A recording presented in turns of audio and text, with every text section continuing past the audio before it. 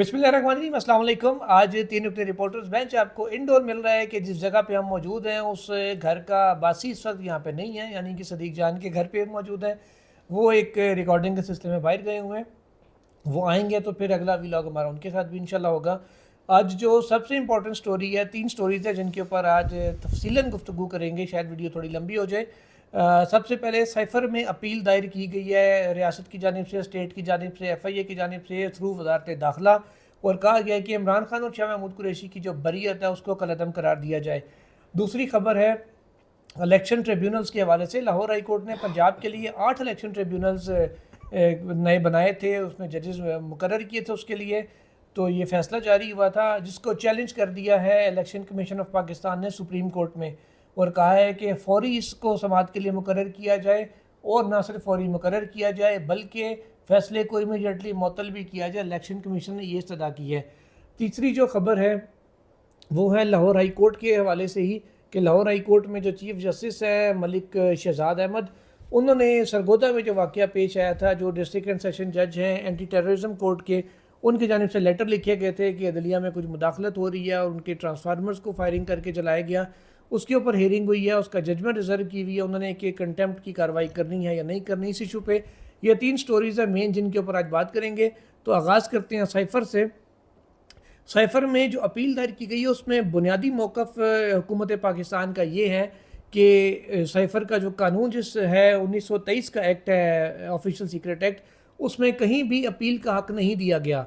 तो ये उन्होंने प्ली इस्लामाबाद हाई कोर्ट में भी ली थी, जो अदालत ने मंजूर नहीं किया। अदालत का ये कहना था इस नुक्ते पे कि एक बंदे को आप सज़ाए मौत दे रहे हो, उसको अपील का हक़ भी ना हो, तो ये तो इंसाफ के बुनियादी असूलों के ख़िलाफ़ है।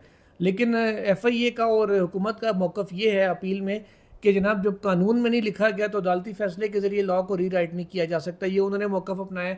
साथ ही साथ ये कहा कि हमने बड़े ठोस शवाहिद दिए थे लेकिन उनको कंसिडर ही नहीं किया गया। साथ ही साथ ये भी कहा कि हमारे एविडेंस को झुटलाया भी नहीं गया, लेकिन उसको कंसिडर भी नहीं किया गया हाई कोर्ट में। तो जो सज़ाएँ हैं वो उन्होंने कहा जी, जो नॉर्मली ये कहा जाता है जब ट्रायल के शफाफ ट्रायल के तकाजे पूरे ना हो तो वो रीट्रायल के लिए केस भेजा जाता है, लेकिन यहाँ पे बरी कर दिया गया। अब एंड में उन्होंने ये नहीं लिखा कि सज़ा बहाल की जाए या रीट्रायल के लिए भेजा जाए, ये कोर्ट के ऊपर छोड़ दिया। सुहेल साहब, योर कमेंट ऑन इट। जो इतने पक्के ठोस शवाहिद सबूत वो कहते हैं हमने दिए थे, और लेकिन हाई कोर्ट ने कंसिडर ही नहीं किया। उतने ही पक्के और ठोस शवायद थे जितनी इनकी पक्की और ठोस किस्म की अपील है। उस अपील की कोई समझ आती है? उस अपील में ये तो कह ही नहीं रहे कि उन्हें सजा दें। उस अपील में ये कह रहे हैं जी कि ठीक है हमसे गलतियाँ हो गई लेकिन आप इसको रिमांड बैक करें ताकि हम इन्हें दुरुस्त कर सकें। फोकस ये किया जा रहा है जी, कि कहा जा रहा है जी कि अगर गलतियाँ हो जाए हमसे मतलब और अपना ट्रायल दुरुस्त ना हुआ हो तो जीता उसको हुआ दोबारा केस का करें। दोबारा फैसला कराना चाह रहे हैं। जी जी, उसको हम दोबारा करें। अब ये तो नहीं हो सकता। अदालती फैसले तो फिर फरीक मुखालिफ ये भी लाएगा कि जिसमें ये है कि आप चीफ जस्टिस काजी फायज साहब खुद उदेबिया में क्या कह चुके हैं कि अगर प्रोसिक्यूशन की गलतियाँ हैं तो उसका मतलब ये तो नहीं कि हम अक्यूज़ के राइट्स को देखें ही ना और उसके खिलाफ दोबारा आप ट्रायल करते फिरें। तो लिहाजा चीफ जस्टिस इस मामले में बड़े सख्त थे, वो ये मामला नहीं देखेंगे। मेरी गैर खुशगुमानी है उनसे। दूसरा, अगर प्रोसिक्यूशन ये कह रही है, स्टेट ये कह रही है कि ऑफिशियल सीक्रेट एक्ट में तो अपील है ही नहीं, तो इसका मतलब है कि ऑफिशियल सीक्रेट एक्ट के दिन हो चुके हैं पूरे, क्योंकि सुप्रीम कोर्ट से फिर इस चीज़ों को देखा जाएगा कि भाई अपील का हक ही नहीं जिसमें कि तो वो कौन सा कानून है वो उसको तो। तीसरा, अगर प्रोसिक्यूशन ये कह रही है कि जी अदालती फैसलों से कानून को रीराइट नहीं किया जा सकता, या और भाई कानून की तशरीह अदालतें ही करती हैं, आइन की भी तशरीह अदालतें करती हैं, अदालतों का इख्तियार है। और मुमकिन है कि इसी दौरान कोई आगे चैलेंज कर दे कि जी ऑफिशियल सीक्रेट एक्ट देख लें जो प्रोसिक्यूशन मौक़िफ़ अपना रही है, अगर ऐसा ही है तो इसको फिर कलअदम भी करार दें। तो इसमें काफ़ी सारी चीज़ें निकल सकती हैं, लेकिन प्रोसिक्यूशन ने इस अपील में कहीं भी ये ज़ोर नहीं दिया कि इमरान खान को आप सज़ा दें या जुर्म हुआ है। उनका ज़ोर सारा ये है कि जी अपील इसमें बनती ही नहीं थी। अच्छा, आर्गू करते रहे आप, अब आप जाके कह रहे हैं जी अपील नहीं बनती थी। अपील उनकी नहीं बनती थी तो आपकी सुप्रीम कोर्ट में कैसे बनती है?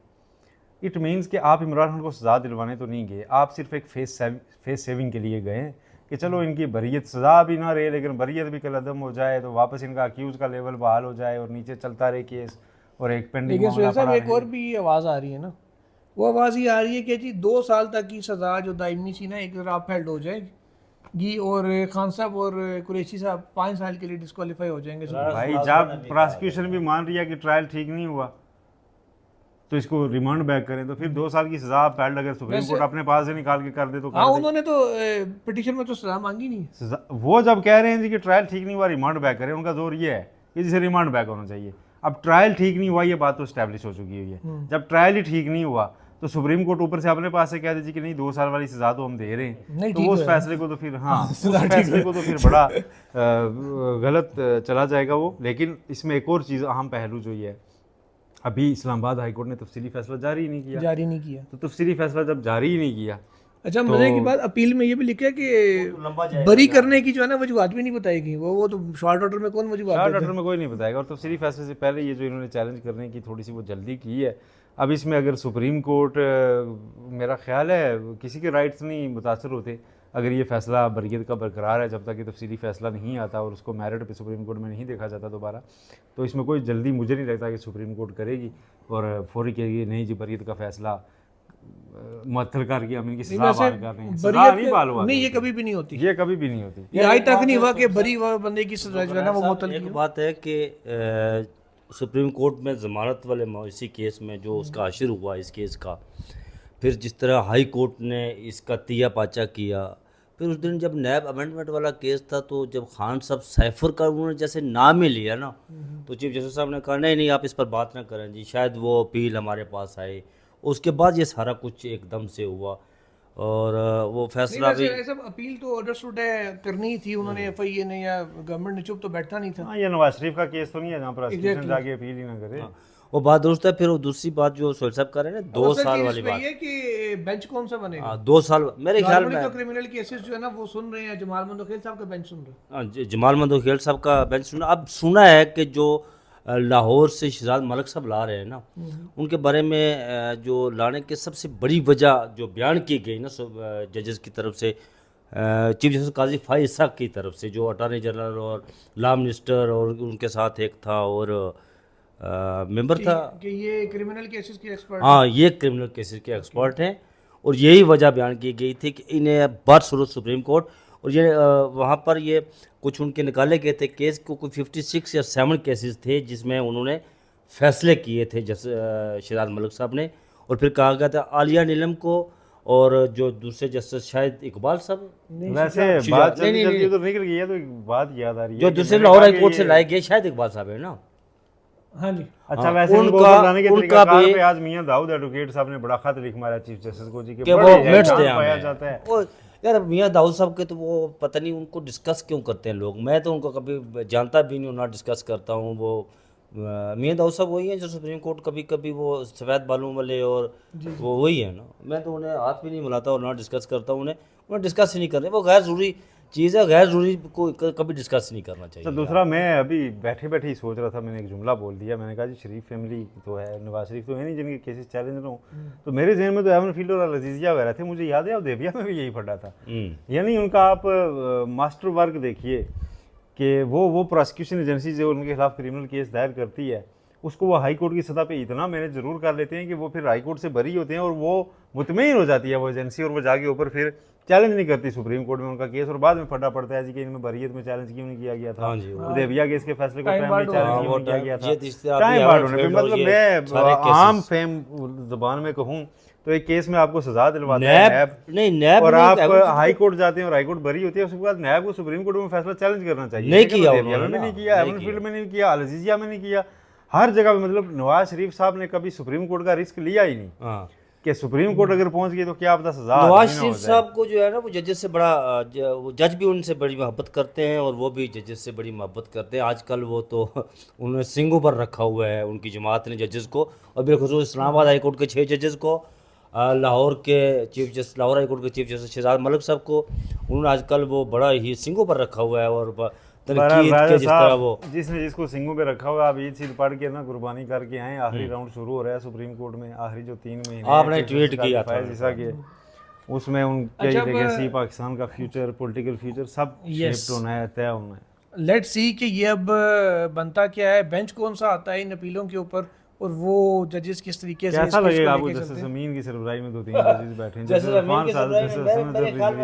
जैसे मंसूर शाह की सरबराही में अगर बेंच बनता है तो उसमें उन्होंने नीचे से- बेल सुनी हुई है ना उनके सब्राइज नहीं पर वो बेल में तो बेल टेंटेटिव वाला असेसमेंट बहुत बात होती है नहीं ना, है सजा ना। इज अ डिफरेंट जैसे थिंग। मसरूर शाह के सब्राई में अगर बेंच बनता है तो फिर वो उसमें जैसे जमाल मंदोखिया जैसे शहजाद भी जरूर बैठेंगे उसमें, जो लाहौर हाई कोर्ट और से ये अपनी मर्जी से तो नहीं आगे बैठेंगे ना। नहीं बैठेंगे बरात के वो बेंच में शामिल करेंगे उन्हें जनाब जरूर। चले आपको देखते बड़ी हैं। काजी साहब फोटो ने आती कहा ना जी कि वो एक्सपर्ट है लाहौर हाईकोर्ट criminal के चीफ cases जस्टिस के। साहब की बात कर रहे हैं हाँ। आप, तो लाहौर हाईकोर्ट के चीफ जस्टिस साहब ने पिछले 2 दिनों में जो फैसले दिए उसके बाद आपको लगता है अच्छा वैसे उसी वजह से फौरी चीफ जस्टिस साहब ने उन्हें लाया ही यार इसीलिए सर, उनको- एक्सपर्ट है वो, इसी बुनियाद पर उन्हें लाया गया यहाँ। वो तो कह रहे थे क्रिमिनल केस हम सारे कर लेते हैं। हाँ, नहीं वो तो ये नहीं। हाँ जी मेरे ही सवाल पे उन्होंने कहा था उन्होंने कहा ना जी, हम फलां भी सारे कर ही कर लेता है, फलां भी कर ही लेता है। वो मैंने कहा जी हमें बिठा दे कर तो हम भी लेंगे। वो जैसे जमाल मंदोखिया के सामने वो ज़बरदस्ती वो लगाते हैं कोई दो, जिस तरह उन्होंने पीछे वो 9 मई वाला केस लगाया था।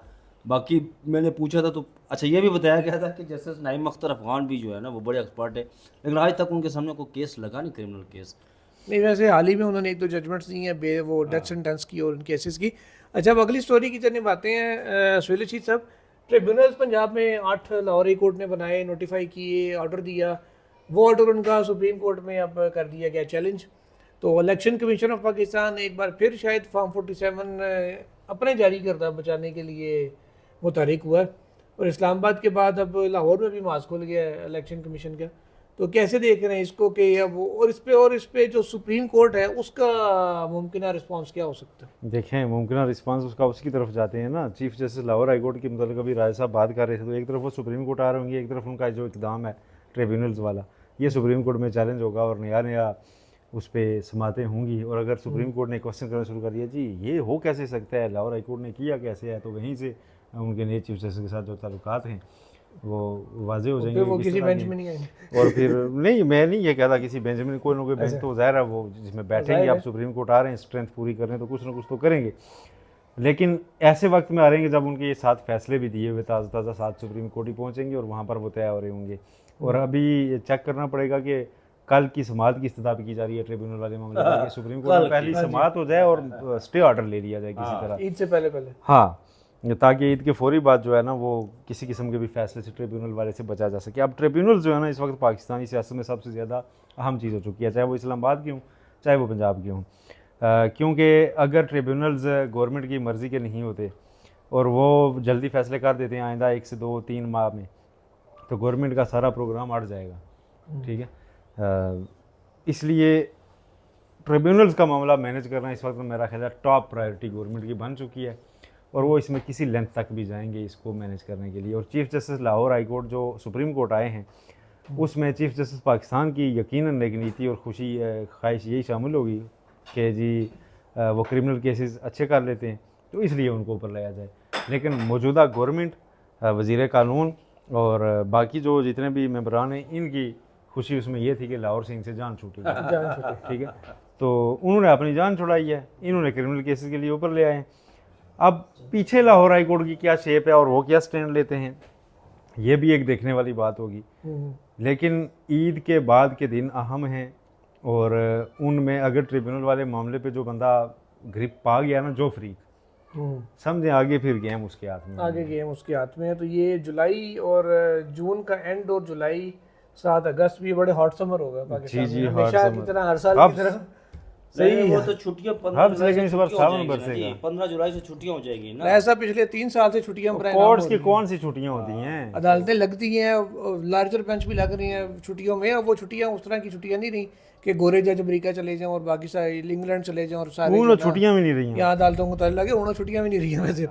अच्छा ये सरगोदा वाली स्टोरी के ऊपर आते हैं सुहेल साहब।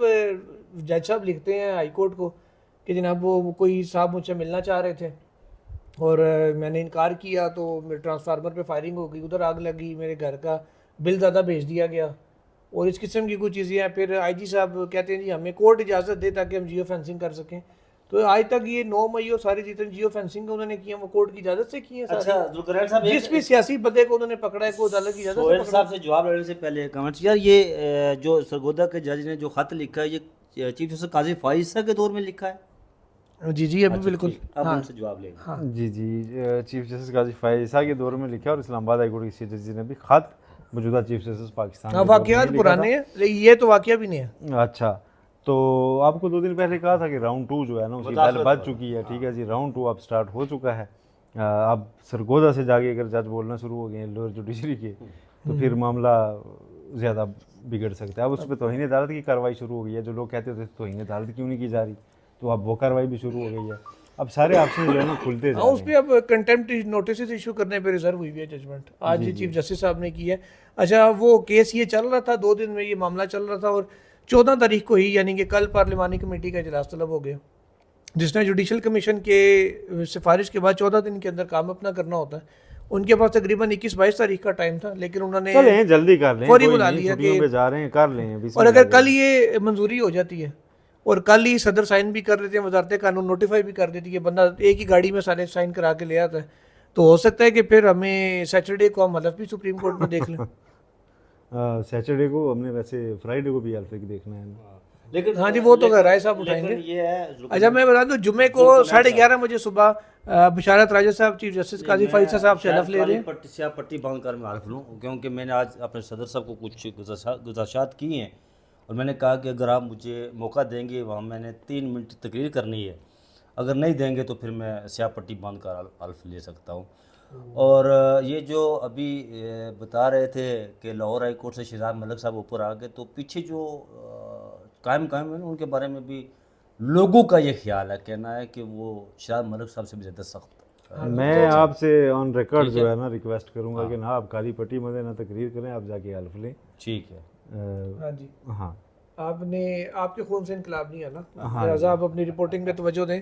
और ये अब क्योंकि हमने पहले भी कहा था, अब भी कह रहे हैं कि ईद के हवाले से बड़ी स्पेशल 2-3 चीज़ें आपके लिए लेके आएंगे, वो इन्हीं दिनों में रिकॉर्ड होनी, क्योंकि कल सुहेल रशीद साहब कश्मीर को प्यारे हो जाएंगे और बशारत साहब ने भी गलबन कल ही हलफ लेने के बाद कश्मीर को प्यारे होना है, तो तब तक हम रिकॉर्ड कर लेंगे कुछ चीज़ें जो आपको वक्तन फ़वक्तन ईद के दिनों में अपलोड करते रहेंगे। ईद के पहले दिन खाली छुट्टी आपसे लेंगे भी और आपको देंगे भी, उसके बाद आगे वीलॉग्स हमारे कंटिन्यू इंशाल्लाह रहेंगे। आज के लिए इतना ही, कल मज़ीद खबरों के साथ हाजिर होंगे। टिल देन, अल्लाह हाफिज़।